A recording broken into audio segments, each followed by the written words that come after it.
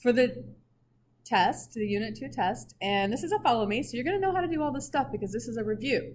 So I'm just going to make sure everyone's good to go so that you can get a really good.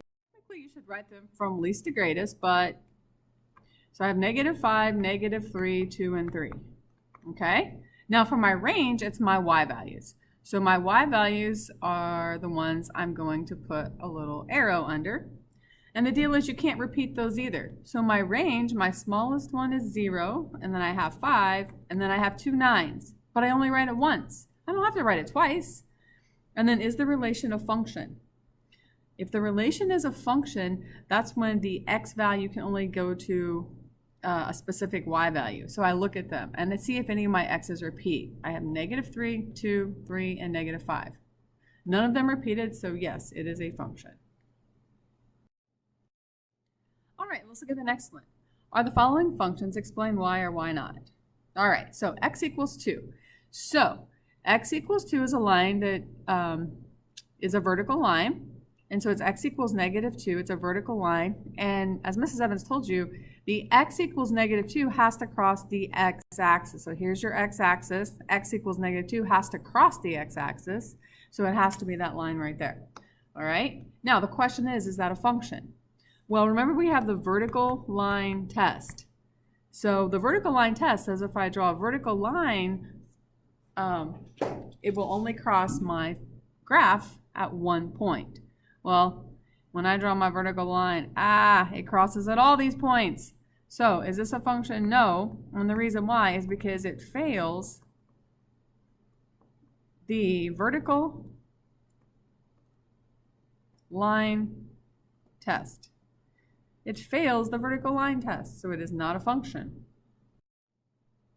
All right, I love these. I hope you do too. So function notation, remember the f of x and the g of x just are the same thing as a y. It just means the output. So when we're talking about a function though, that means I'm going to take this function right here, I'm going to remove the x and put in a 3, just like I did here. So on the right-hand side, I'm going to take out the x and put in a 3. So f of 3 equals 4. Oh, can't write the x. You got to write a 3 plus 2. And then you just do the math. 4 times 3 is 12, plus 2 is 14. Now, remember we can put a heart since we love math. Okay. Now, remember, you want to follow your order of operations. So after you get your substitution in there, then you want to make sure you follow that order of operations. Okay, next one, they're trying to trick me here. I want f of -1, and then I want to subtract away g of 2. Okay? So f of -1, I'm going to go to my f equation, and I'll just do that first. F of -1 is going to be 4 times -1 plus 2. So that's going to be -4 plus 2, which is -2. So this piece right here is equal to -2. I just found that, right? Now I have to subtract away g of 2. So let's do g of 2. So I'm going to come to my g equation, and I'm going to take out the x and put in a 2. So I get 4 plus 4 minus 5. So I have 8 minus 5, which is 3. So this part's 3. Now, my whole problem is going to be -2 minus 3, -5. And again, another heart because we love it. All right, number 10. Remember, we're doing the even ones with me. Number 10, I'm going to go to my f equation and put in a -2. So I have 4 times -2 plus 2. Okay, so I have -8 plus 2, which is -6. But look what they want me to do. They want me to add 6 to that. -6 plus 6 is 0. All right, moving on. Are the following linear? If not, state why not. All right, so I'm going to first check my variables. I have an x and a y. They're both okay. They're not multiplied. They don't have exponents, and I don't have them divided by anything. So this one is a yes. Number 14, is this linear? Well, I'm going to start with my variables. He's got an exponent of 2. No. So my variables cannot have exponents. All right, Now the next one, let's look at 16. I'm looking good so far. I've only got x's and y's, but uh-oh, look at this right here. Remember why that's a problem? You can't multiply the variables. So variables cannot be multiplied by each other. All right, so hopefully that makes sense, and you can go back and check your notes if you're confused. X and Y intercepts. I love this. Hope you do too. So really, we're looking at two different problems. We're giving the X and the Y each a chance to be 0. So in this part over here, if I let X equal 0, I'm going to get 0 minus 5y equals 20. So that's really just negative 5y equals 20. And then I divide by negative 5, and I get y equals negative 4. Now, since it says y equals negative 4, that's the y-intercept. Remember, the y has to go in the second seat. He's always over here. And look, my x was 0. So that's my y-intercept. Your intercept is an ordered pair. Now, it's time for the y to be 0.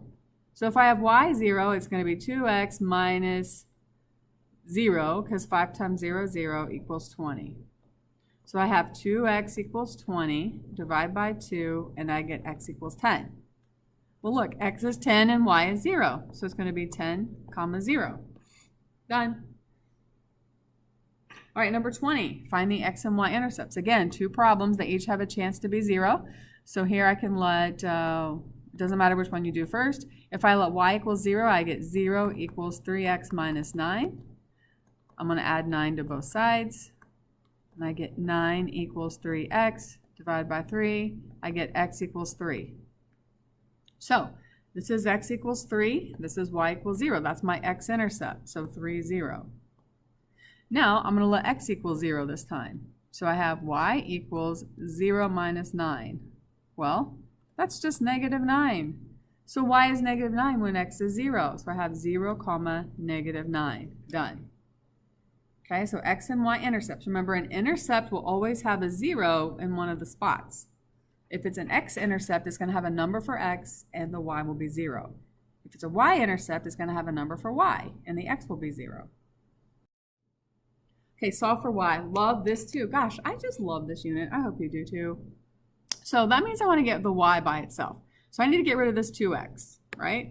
So I'm going to subtract 2x, subtract 2x. These cancel out. So I have negative 3y equals.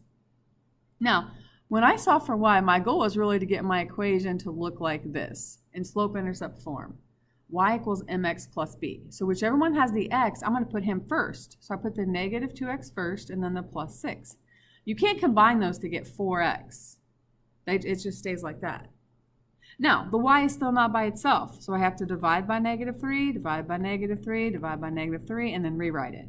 Y equals, well, a negative divided by negative is a positive, so I have 2/3 x, and then a negative and a positive give me a negative, and 6 divided by 3 is 2. Okay? So that's that. Next one, solve for y. So I'm going to get the y by itself, so I got to get rid of this x. So I have negative y equals, I'm going to put my x first, so negative x, and that 4 is positive, so plus 4. But be careful here, the y is still not by itself. There's technically a negative 1 in front of it. So I divide by negative 1, divide by negative 1, divide by negative 1, and I get y equals x minus 4. All right, moving on, graphing with the t-chart. Remember, we want to make our life as easy as possible when we do these. So the easiest x value to select is a 0. So I'm going to put that in the middle. Now, if your slope or your coefficient of your x has a denominator, you want to pick that and the negative of that for your other values. That way they cancel out and you don't have to deal with fractions. So the easiest thing to do is to pick negative 2 and 2 because the denominator determines what I pick besides that 0. Okay? So watch. If I pick a negative 2, I have 3/2 times negative 2 over 1 minus 2. Well, you learned how to multiply fractions in elementary school, but now they just throw the negative in to try to trick you. No big deal. I know that a positive times a negative is a negative. The 2's cancel, and I get negative 3 minus 2, which is negative 5. Now, when I plug in a 0, the reason we like to do that is because that whole first term goes away. I just get negative 2. And then when I plug in a 2, I have 3 halves times 2 over 1 minus 2. The 2's cancel. And if you don't like doing that, I know some of you don't, you can just go 6, 3 times 2 is 6, over 2 minus 2. Well, 6 over 2 is just 3. 3 minus 2 is 1. All right, so let's graph that and make sure it makes a line. So I have negative 2 and then negative 5, 2, 3, 4, 5, right there. Then I have 0, negative 2, and then I have 2, 1. And look, it makes a line. So I connect that. You're going to use your ruler. I'm going to try the best I can to make a line on my slick screen. Looks pretty good though, huh? All right, this one says graph using the x and y intercepts. Remember, those are my favorites. So I'll let x equals 0 over here and y equals 0. So when x is 0, I get 0 minus 3y equals negative 6. I divide by negative 3, divide by negative 3, and I get y equals 2. So my ordered pair is 0, 2. Now when I let y equals 0, I get 2x minus 0 equals negative 6. That's really 2x equals negative 6. Divide by 2, divide by 2, I get x equals negative 3. My ordered pair is negative 3, 0, because the x always goes in the first spot. So now I have 2 points. So I have 0, 2, so I don't go right or left, but I go up 2. And then for my second one, I'm going to go to the left 3, but I don't go up or down. So there's my 2 points, and I connect them, and I'm sure yours looks much better than mine. If I'm going too fast, just pause the video. When we're solving these algebraic problems, most of you are going to be like on autopilot, where you don't really have to think about it. You just kind of, your pencil almost seems to move by itself, doesn't it, at this point? All right, we're going to write an equation in slope-intercept form. All right, slope-intercept form is this. Y equals mx plus b. My slope is my m, and my b is my y-intercept. So in order to do what they've asked me to do, I need the slope and I need the y-intercept. Well, look at number 30. They were very generous. They gave us the slope and they gave us the intercept. So I just say y equals, now I need the m, which is negative 6. I put an x behind it, and then my b is 0. I can put plus 0 or not. So either one of these answers would be perfectly fine on your exam. All right, 32. Oh, they're trying to trick me here. I need slope-intercept form, but they haven't given me that. They've given me points, 2 points. Well, with 2 points, what I can do is find the slope. Now remember, to find the slope, it's going to be y2 minus y1 over x2 minus x1. Those little numbers are just trying to help you keep track of this. This 0, 4 is your first point, so that's x1, y1. And your second point is over here, negative 2, negative 1. So that's your x2, y2. That's all that means. So those little numbers, those little subscript numbers, that just helps you keep track of. That's the first point. This is the second. That's all those numbers mean. Okay, so I don't have slope. I don't have intercept. I got these points. So the first thing I'm going to do is I'm going to find the slope. So here we go. So I'm going to do y2 minus y1 over x2 minus x1. So I get negative 5 over negative 2, which is 5 halves. Okay, so now I got my slope, but I don't have my intercept. So then I got to remember, oh yeah, there's that other equation. Y minus y1 equals mx minus x1. Remember that? That's point slope. Well, that's what I've got. I've got point and slope. So I'm going to pick either one of these points, and then I'm going to use my slope. Okay? So I'm just going to pick the first one. You could have picked the second one because we're going to get the same answer. But I'm going to pick the first one. So I do y minus, and I need y1, which is 4, equals m, which is 5 halves, and then x minus x1, which is 0. They want it to be in slope-intercept form. Slope-intercept form means solve for y. So I got to solve for y. So first I got to distribute this 5 halves Well, 5 halves times 0 is 0, so I'm done there. And then I add 4 to both sides. So now I have y equals 5 halves x plus 4. Now I have a slope-intercept form, and they only gave me 2 points to start with. Pretty cool, huh? All right, next one. So this one, let's see what we're going to do here. X-intercept of 10, y-intercept of 2. They were kind of sneaky. Do you see how they really gave us 2 points? They gave us 2 points because the x-intercept is really 10, 0, and the y-intercept is 0, 2. Wasn't that tricky? That was sneaky. So this is my x1 and my y1. This is my x2 and my y2. Okay? So I need to find my slope because for both of these equations at the top, I need to find my slope. So here we go. So I need y2 minus y1 over x2 minus x1. So I get 2 over negative 10, which is negative 1/5. So that's my slope. Now wait a minute. Remember the y-intercept? That's the b. I have the m and the b.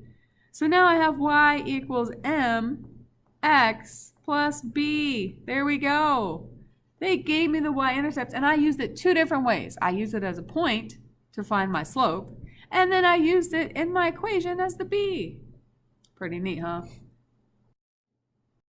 All right, so we want slope-intercept form again. So slope-intercept form is y equals mx plus b. So for 36, here we go. I have y equals my slope plus b. They tried to trick me with a negative 5. I got it. Next one, through the origin. The origin. That's 0, 0, right? So they've given me 2 points. So all I can do is find the slope. So this is my x1 and my y1. This is my x2 and my y2. So I do y2 minus y1 over x2 minus x1. So I get negative 7/3. Now, if it goes through the origin, that tells me my y-intercept is 0. Because remember, the y-intercept is where does it cross the y-axis. And if I know it goes to the origin, that's where it crosses. So my b is 0. So I get y equals my slope with the x plus 0. I could have just left it as negative 7/3 x, either one of those. Alrighty?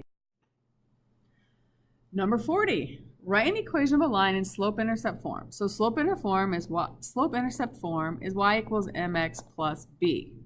All right, it's got to be perpendicular to this guy. Well, remember for perpendicular lines, we do 2 things. We make it opposite in sign, and then we take the reciprocal. Okay, opposite reciprocal. Well, I got to find the slope first to know what I'm doing. So in order to find the slope, I'm going to solve for y, and the slope is going to pop out for me. Because remember, y equals mx plus b. Whatever's in front of the x is my slope. So I'm going to subtract 4 from both sides, 4x, sorry. So I get 2y equals, I'm going to put my x first, but I'm still not done. I got to divide by 2, divide by 2, divide by 2, and I get y equals negative 2x plus 5. So my slope is negative 2. So my slope is negative 2, which is really negative 2 over 1. My slope, my slope of my perpendicular is going to be 2 things. Opposite, that means the sign. Well, my slope that I just determined is a negative, so this is going to be positive. And then the reciprocal means flip the fraction. So it's going to be 1/2. So we want to go through, we want this to be our slope, and we have to go through the point 6, negative 5. Okay? I'm done with this line. That is done. I am done with it. Forget about it. So now I'm going to use my new slope, and I'm going to use 6, 5. So I have point slope. Well, remember, that's y minus y1 equals mx minus x1. And then if I solve for y, I get the form that I need. So I'm going to do y minus, well, my y1 is negative 5, so that becomes plus 5, equals, my slope is 1/2. Then I have x minus 6. So I have y plus 5 equals 1/2 x minus 3. I'm going to subtract 5 from both sides, and I get y equals 1/2, whoops, y equals 1/2 x minus 8. I think I didn't erase anything, did I? So there we go. So there's my line in slope-intercept form given the information. All right, number 42 is pretty similar. So I want to go perpendicular to this. Well, my slope right now is 3/1, right? Because whenever I've already solved for y, my slope is whatever's in front of my x. So 3/1, so my perpendicular slope is going to be two things. Opposite, which is the sign, so it's going to be negative, and then I flip it 1/3. Okay? Now, this guy's done. So now I have my slope, that's an m, and I have my point. So I'm going to use this equation right here. So I have y minus y1 equals m x minus x1. Now see how I changed that to a +6? Because this was a -6, and when I'm subtracting that, I get a +6. Now I need to solve for y. So I get -1/3 x minus 2. And then I'm going to add 2 to both sides, and I end up with y equals -1/3 x. Done. If you need to pause that. All right, number 44, I want to go parallel to this line. Well, if it's parallel, it's got the same slope. So I got to find out what slope we have. So I'm going to solve for y. Solving for y solves all my problems. Really, try it. Okay. Now be careful, they're trying to trick us here. -y, then I put my x first. And then my last step, I have to divide by -1, divide by -1, divide by -1. So I get y equals 4x minus 2. Well, if a slope is parallel, that means it's the same. So my slope that I'm going to use is 4. And my point is 0, 3. So remember my equation? Y minus y1 equals m x minus x1. So y minus, well, my y1 is 3 equals 4, and then x minus 0. So I have y minus 3 equals 4x minus 0. And when I add 3 to both sides to solve for y, I get y equals 4x plus 3. And I'm done. So I did a parallel line. All right, so I need to write the equation of the line with the given slope to the given point and leave my answer in standard form. Okay, standard form. That looks like this. ax plus by equals c. Okay? A can't be negative, and it can't be a fraction, and b can't be a fraction. Okay, c, well, whatever. All right, so here we go. So I've been given a point and a slope. So I do y minus y1. So I'm going to put a +7. Did you catch that? Y minus y equals, my slope is 2, and then x minus x. The first thing I have to do is distribute the x, and then I get minus 8. Now, for standard form, x and y need to be over there on the left, so I need to get, well, this 7's got to come over here anyways. Let's get him over there. So I have y equals 2x minus 15, but now I got to get the 2x on this side. So I write it -2x plus y equals -15, but that 2 can't be negative. So I multiply everything by -1, and I get 2x minus y equals positive 15. Okay, that's standard form. Are the following lines parallel, perpendicular, or neither? Well, if lines are parallel, they have the same slope. If they're perpendicular, they have opposite reciprocal slope. Okay, I got to find out what the slope of that guy is. Well, how do we do that? Well, you know, we solve for y. So I have 3x minus 2y equals 6. I'm going to solve for y. So I'm going to subtract 3x from both sides, and I get -2y equals, remember I can't combine those, -3x plus 6. Divide by -2, divide by -2, divide by -2, and I get y equals 3/2 x minus 3. So my slope is equal to 3/2. That's my slope. All right, so let's look at this guy here. Well, to find his slope, I got to solve for y. So I divide by 4. He's so close. I get y equals, well, 6/4 is 3/2 x plus 5/4. Well, is that the same as my slope over here? Yeah, they have the same slope, so these guys are parallel.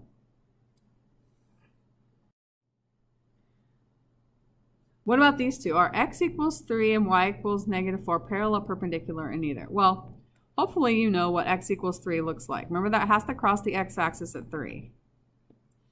Y equals -4 crosses the y-axis at -4.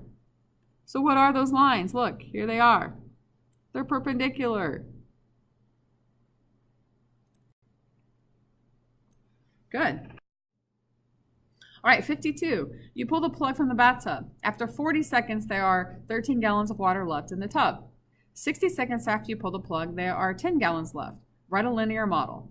Well, we have to decide what we got. But we have 2 places in time. We know that 2 points in time we have information. Remember, time is our x. So my first ordered pair is going to be 40, 13. Okay, and this is going to be my x1 and my y1.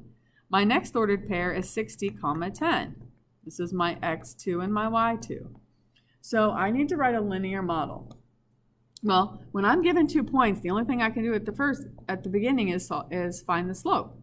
So I need y2 minus y1 over x2 minus x1. So I get -3 over 20. So that's my slope. Okay? Now I get to pick a point. So I'm going to pick my first point right here. So because remember, I have y minus y1 equals mx minus x1. The only thing I can use is that one because I have a point and slope, and this is called point-slope form. So I'm going to use my first point over here. So I have y minus 13 equals mx minus x1, which is 40. So I'm going to distribute. So I get -3/20 x plus 6. A negative times a negative is a positive, and then I get 6 there. Now I'm going to add 13 to both sides, and I get y equals -3/20 x plus 19. So there we go. Then it says, how much water is left after 2 minutes? Well, remember my y is how much water there is, so I'm going to plug in the 2 for my x. Okay, now when I do this one, I get -3/10 plus 19. Okay, so I can do that on my calculator or I can do it in my head. I'm going to get, so -3/10 is -0.3, so I get 18.7, and then it is what, gallons? Yeah, gallons. And then how long will it take for there to be 7 gallons of water? Well, I want my y to be 7, so I put 7 equals -3/20 x plus 19. And then I'm going to solve for x. So I subtract 19. So I get -12 equals -3/20 x.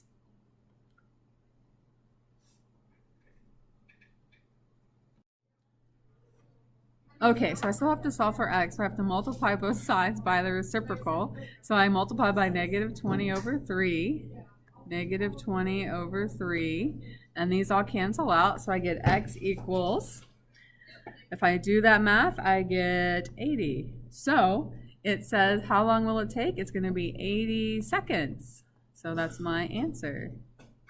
And then finally, after how many seconds will the tub be empty? Well, when the tub is empty, it has 0 gallons. So I want my y to be 0, so I'm going to put a 0 here.